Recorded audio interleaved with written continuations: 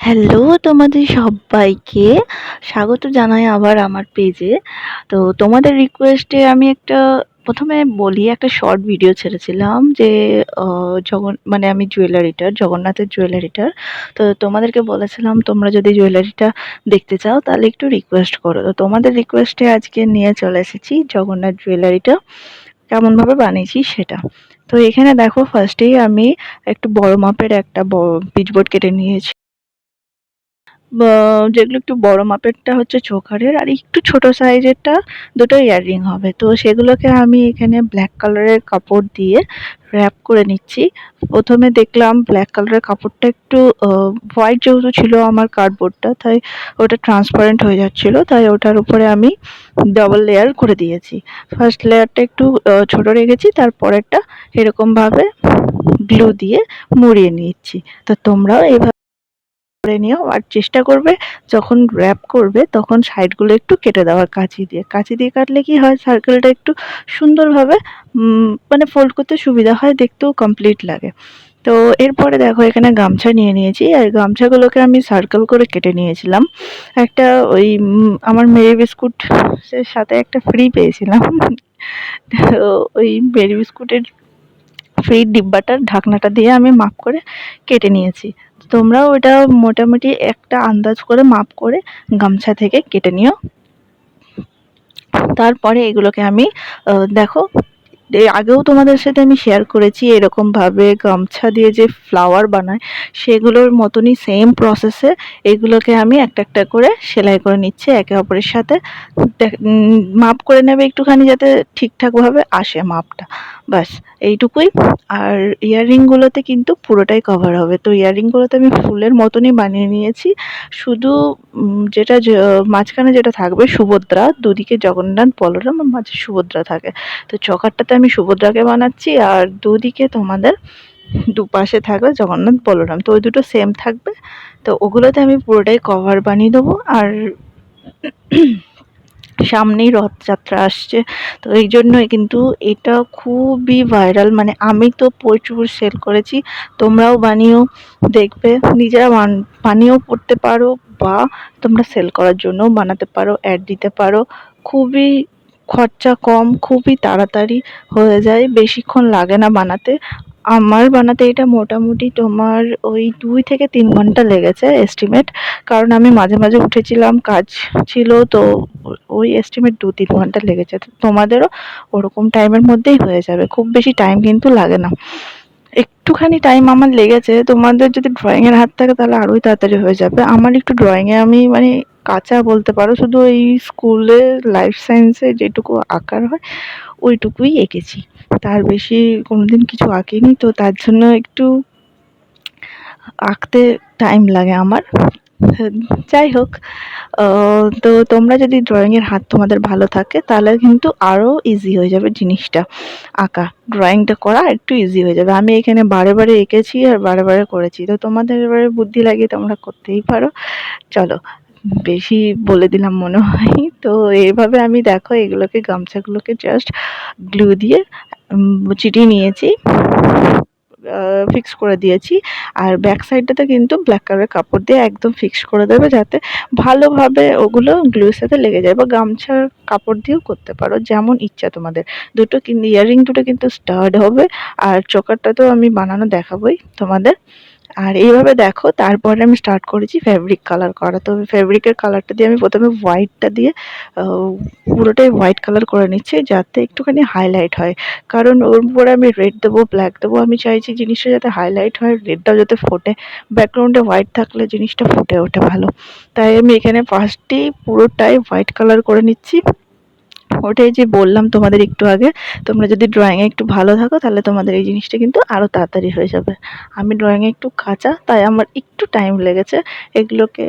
এবার একদিকটা ছোট একদিকটা বড় হয়ে যাবে, দেখতেও তো খারাপ লাগবে না, তাই আমি ওটাকে ফিক্সড করে ভালোভাবে বানিয়ে নিয়েছি। তো পুরোটাই আমি দেখো হোয়াইট কালার করছি, এখানে নোজ পিনটাকেও আমি হোয়াইট কালার করে নিয়েছি, পরে আমি এর উপরে ইয়েলো কালার করে দেবো, এটা ইয়েলো কালারের আছে। আর তো তোমরা জানিও, তোমাদের মাথায় যদি নতুনত্ব কোনো আইডিয়া থাকে তাহলে তোমরা জানিও। আমার মাথায় এই আইডিয়াটা এসছে, তো আমার খুবই ভালো লেগেছে আইডিয়াটা।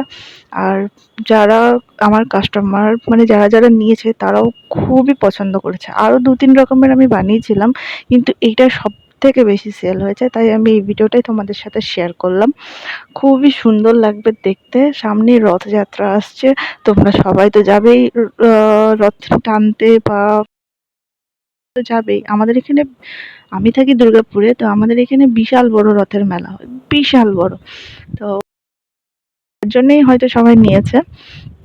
আচ্ছা, তো চলো, এই গল্প করতে করতে বলতেই ভুলে গেলাম। তো এখানে আমি দেখো কমপ্লিট করে নিয়েছি চোখারে, যেটা বড় সুভদ্রা যেটা বানাবো বলছিলাম সেটা কমপ্লিট করে নিয়েছি। আর বাকি দুটোতেও একইভাবে সেম প্রসেসে আমি কালার করে নেব, কিন্তু এই দুটোতে কিন্তু নোজপিন থাকবে না। মাঝখানে শুধু সুভদ্রাটাতে নোজপিন দেবো, এগুলোতে কিন্তু নোজপিন দেবো না।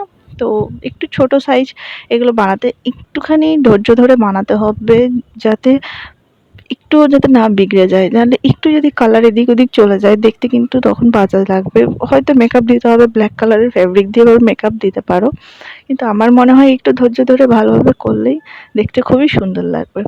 খুবই টাইম সাপেক্ষ ব্যাপার নয়, একদমই কম টাইমে হয়ে যাবে। তোমরা কে কোথা থেকে দেখছো একটু কমেন্ট করে জানিও। সব সময় তো আর বলা হয় না, তাই বলছি। আর এটাও জানিও যে তোমাদের ওখানে রথ রথযাত্রা কেমনভাবে পালন করা হয়, কেমনভাবে হয়, মেলা হয় কি না হয়, আর তোমরা নিজেরা রথ বের করো কি না। আমরা ছোটবেলায় রথ বের করতাম। তো এখন মাসির ছেলেরা আছে, তারা আমাদের ঘরেই রথ রেখে যায়। আর আমরা পাড়া থেকে একটা সবাই মিলে গ্রুপ করেছি, সেই গ্রুপ থেকে চাঁদা তুলে বড় একটা রথ বানাই আর সেটাকে বের করি। খুবই সুন্দর লেগেছিল। আগের বার তো সবাই নাম করেছিল ওই রথটা নিয়ে, এত সুন্দর লেগেছিল। তোমরাও জানিও যে তোমরাও এরকম ভাবে রথ সাজিয়ে বের করো কিনা। আমরা তো বাঙালিরা প্রতিটা উৎসবকে খুব সুন্দর করে সাজিয়ে গুছিয়ে নিতে পারি, তাই না বলো? তো সেরকমই এবারে তো যেতে পারবো না রথে, তবুও আমাদের ঘরে গেস্ট আসার কথা আছে, তো তাদের সাথে রথের মেলা তো যাবো। তখন যদি হয় তাহলে এরকম জুয়েলারিটা পরে যাব, যদি শাড়ি পরি তো। এবার শাড়ি আমি খুব একটা সচরাচর পরি না, পরলে নিশ্চয়ই জুয়েলারি একটা বানিয়ে নেবো আমার জন্য, আর পরে নেবো। তো এইভাবে দেখো আমি তারপরে হোয়াইটটার উপরে এরকম রেড কালার করে দিয়েছি, আর এখানে সার্কেল করে নিয়েছিলাম। আমি ওই যে বললাম আমি একটুখানি ড্রয়িংয়ে কাঁচা, তার জন্য আমি এখানে হালকা পেন্সিল দিয়ে সার্কেল করে নিয়েছিলাম, বাকিটা আমি রেড কালার দিয়ে কভার করে নিয়েছি। তো যেহেতু সার্কেলটা করেছিলাম, হালকা হালকা পেন্সিলের দাগটা বোঝা যাচ্ছিলো বলে ওটার উপর আমি হালকা আবার একটা হোয়াইটের লেয়ার দিয়ে দিলাম, যাতে দেখতে এটা পারফেক্ট লাগে। মানে পেন্সিলের দাগগুলো দেখা যাবে সামনে থেকে, কেমন একটা লাগবে না, ইনকমপ্লিট। তার জন্য আমি ওটাকে করে নিয়েছি। তোমরা যদি পারফেক্ট থাকো ড্রয়িংয়ে, তাহলে তোমরা এক চান্সেই করে নিতে পারবে রেড কালারটা দিয়ে। আর এইভাবে দেখো সবগুলোতেই আমি করে নিলাম। রেড কালারটা দেওয়ার পর দেখো জিনিসটা খুব সুন্দরভাবে ফুটে উঠেছে। এইখানে তোমরা যদি চাও তো রেড কালারটা ডাইরেক্ট ইউজ করতে পারো, আর সাইড দিয়ে এরকম হোয়াইট কালারটা ইউজ করতে পারো, কিন্তু আমি ওই যে বললাম এগেন ড্রয়িংয়ে কাঁচা, তাই আমি পুরোটাই হোয়াইট করেছিলাম। চলো এরপরে আমি করে নিলাম নোজপিনটা। নোজপিনটাতে ইয়েলো কালার দিয়েছি, আর আমার কাছে একটা গ্লিটার গ্লু ছিল। তো হঠাৎ করে এই ইয়েলো কালারটা দেওয়াতেও না অতটা ঠিক ফুটছিল না। তো আমি ভাবলাম যে ওটা যেহেতু জুয়েলারি, তাহলে গ্লিটার গ্লুটা দিয়ে দিলে একটুখানি গ্লিটারগুলো গ্লেজ দেবে, দেখতেও সুন্দর লাগবে। তাই আমি এখানে একটা গ্লিটার গ্লু দিয়ে দিয়েছি, আর দেখতে কিন্তু সত্যিই ভীষণ সুন্দর লাগছিল। ফাইনাল লুকটা যখন শেয়ার করব তোমরা দেখো, আর জানিও যে আমার এই আইডিয়াটা ভালো লেগেছে কিনা। আর এভাবে দেখো ইয়াররিংগুলোতে আমি জাস্ট গ্লুটা ফিক্স করে দিচ্ছি। ভালো করে একটু বেশি করে গ্লু দিয়ে এগুলোতে কিন্তু ফিক্স করতে হবে, নাহলে কিন্তু এগুলো ফিক্সড হতে চাইবে না ফার্স্টে। তো কিন্তু একটু টাইম লাগবে, শুকিয়ে গেলে সবই ঠিক হয়ে যাবে। আর তোমরা জানিও ধীরে ধীরে দেখো জুয়েলারিটা কি সুন্দরভাবে ফুটে উঠছে। আর আমি যেহেতু গরমকালে বানিয়েছি, আমাদের এখানে পশ্চিমবঙ্গে প্রচণ্ড গরম পড়েছে, প্রচণ্ড গরম। তো সেই গরমের জন্য কিন্তু আমি জাস্ট বানাচ্ছিলাম, আর মানে ছটপট শুকিয়ে যাচ্ছিলো। 10 মিনিট থেকে 15 মিনিটের মধ্যে কিন্তু ড্রাই হয়ে যাচ্ছিলো ফেব্রিক কালারগুলো। মানে আমাকে এই কালারগুলো করার জন্য এক্সট্রা কোনো মানে ওয়েট করতে হয়নি যে আমি ওয়েট করব কোনো ওয়েট করতে হয়নি। আমি সুভদ্রার মুখ বানিয়েছি, তারপর জগন্নাথ বলরাম বানাতে বানাতে সুভদ্রার মুখ ফেসটা শুকিয়ে গেছে কালার। এইরকমভাবে আমি বানিয়েছি, খুবই ইজি হয়েছে ব্যাপারটা, যেহেতু গরমকাল তাই। আর এখানে দেখো আমি চোখের মধ্যে মণিগুলো করে নিচ্ছি ব্ল্যাক কালারের ফেব্রিক দিয়ে, তো তোমরাও করে নিও। আর এখানে দেখো, তোমরা কেউ জাজ করো না আমাকে প্লিজ। আমি তুলি দিয়ে রিস্ক হয়ে যাবে ভাবছিলাম, যদি এদিক ওদিক হয়ে যায় আমাকে আবার এগেইন ডবল করে আবার কালার করতে হবে, তাই আমি এখানে একটা টুথপিক নিয়েছিলাম, উডেন টুথপিকগুলো হয়, তো হাতের সামনে ওটাই ছিল, ওই আইডিয়াটাই এলো।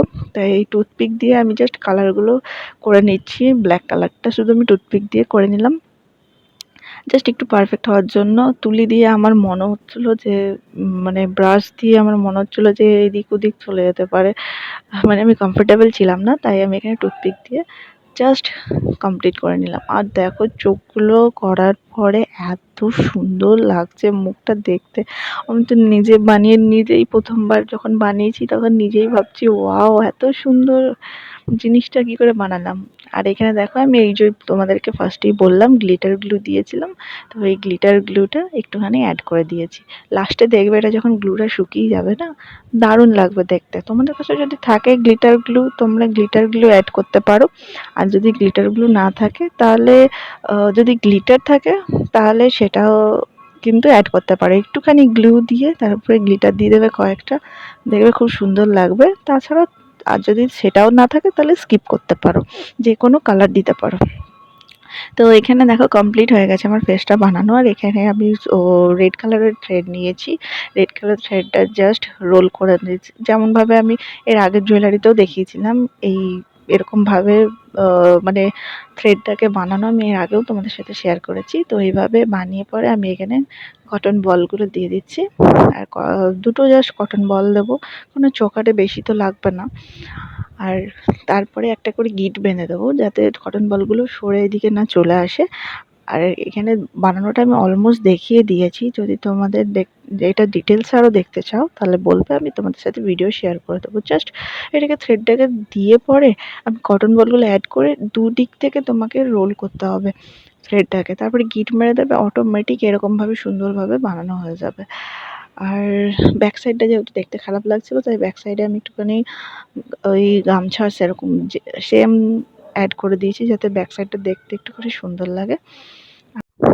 আর এভাবেই আমি এটা কমপ্লিট করে নিলাম। তোমরা সবাই জানো তোমাদের কেমন লাগলো। বাই, আজকে এইটুকুই, দেখা হবে আবার নেক্সট ভিডিও।